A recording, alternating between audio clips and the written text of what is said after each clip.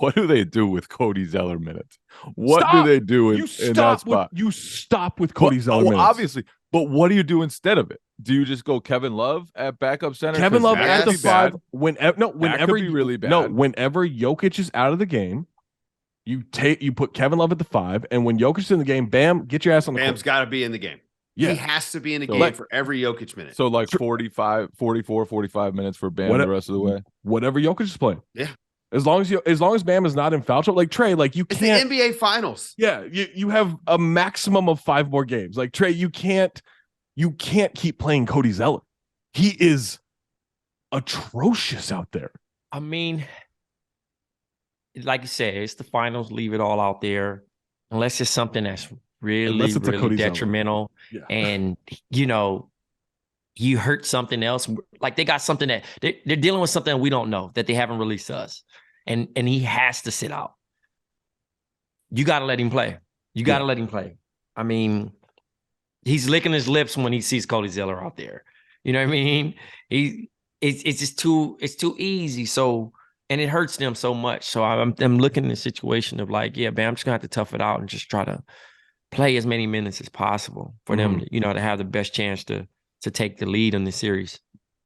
Something that I want to note, because this is a stat going around last night about like the whole like make Jokic a scorer thing, right? And people were like, hey, this was like, that's not a good strategy because this was the offensive rating for the Nuggets. It's just Miami was like through the roof, right? Which I agree. Like I think it's, but it clued me into more of the, all right, what are the possessions looking like right now?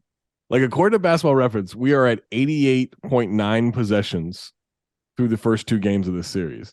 That's a slow fucking. I know it's the playoffs. I know it's the finals. Like to me, that is Miami. Like Miami, to win this series, they cannot be going up and down the court with Denver. Like they can't run with them. They just can't. And they have through 2 games.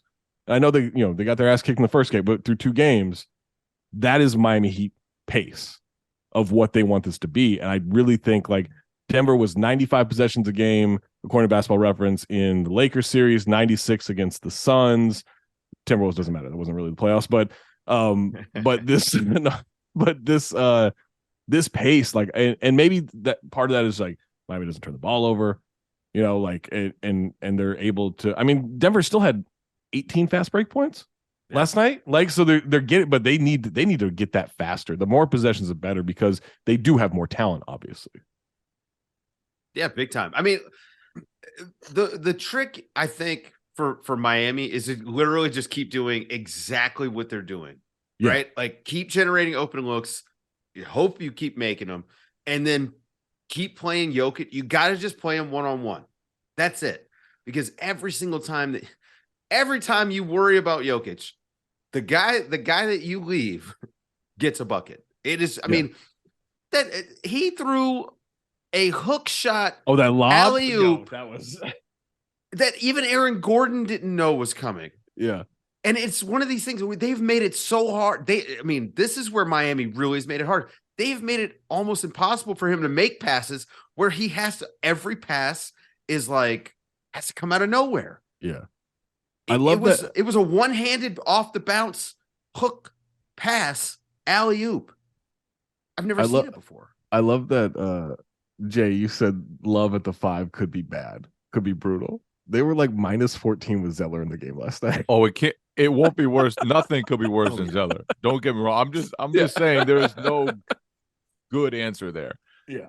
And you're facing Nikola Jokic. Of course, there's no good better answer right now than Cody Zeller. They bring back Ronnie Cycli. Zoe is filling out that suit, man. He looks like he's in good shape still. I think he could do it. I think they should bring him back, unretire those papers. Those I mean, Udonis Haslem would give you better minutes. I'm not convinced there. Can't be worse. You could maybe maybe sell me. You're right. It can't be worse. It can't be bad. worse. And it's not like Zeller's like, well, at least he's killing it on offense. Like, it's not that, right? Like, it's just I was legit. He hit like I don't know if it was like an up and under shot, but he just hit kind of like an awkward shot around the rim last night. And I remember thinking like, wow, they got away with that one. And he's like 2 feet from the rim. The problem is if you're gonna allow Bam to sit at all, you just don't have any other options. Like, I'm sorry, but Omer Yurtseven is not he is not a better option. Nikola Jovic, not a better option. We're like, a year away from Yurt-7 just being a monster in the finals. We're 1 year away. Would be better off if it was like Tyler Hero at the 5 than one of those guys. I mean, it's just I like, look, when they went smaller, I think with Jokic off the court, I thought it was okay. But that was also how the Nuggets went on that huge run at the start of the second quarter, right? So that's to me, there's the question that Miami's going to have to maybe solve in game 3. How do you prevent Denver from going on runs without Jokic in the game? Because Bam has just been so good defensively that he's covered up for a lot of their issues. Yeah. Jokic was a minus 11. That never happens. They never get outscored in the Jokic minutes. Yeah. And they really were flattened in those minutes last night. And, I mean, they worked on that a lot in the second half of the season, though, right? Like trying to survive without Jokic on the floor in those minutes, and they figured it out, at least so far. Yeah, but to me, it's the opposite. Is now you cannot get beaten in the Jokic minutes. Like, and I think that goes to Michael Malone's thing. They come out, they're a little flat. Miami hits them with a huge run. Yeah. They come out again in the third quarter, same thing. They come out in the fourth quarter, and like, you cannot let up against this Miami team, because it doesn't matter if they just got hit with a 40-14 run. It doesn't matter if they're on the road in altitude down double digits. It doesn't matter.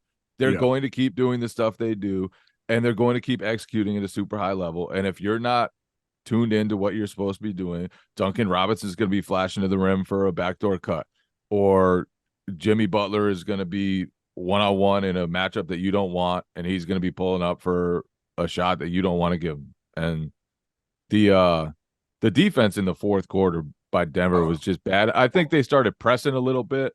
Yeah. Once Miami hit them with the run, like the Kyle Lowry, the foul on the Kyle Lowry shot, and granted he was drifting forward a little bit, but it was just dumb. It was so undisciplined. Like of 28 feet out. That's what you want, is Kyle Lowry shooting a 28-29 footer with a moderate contest. You can't foul there. So there were just mistakes like that throughout the fourth that really, really hurt Denver.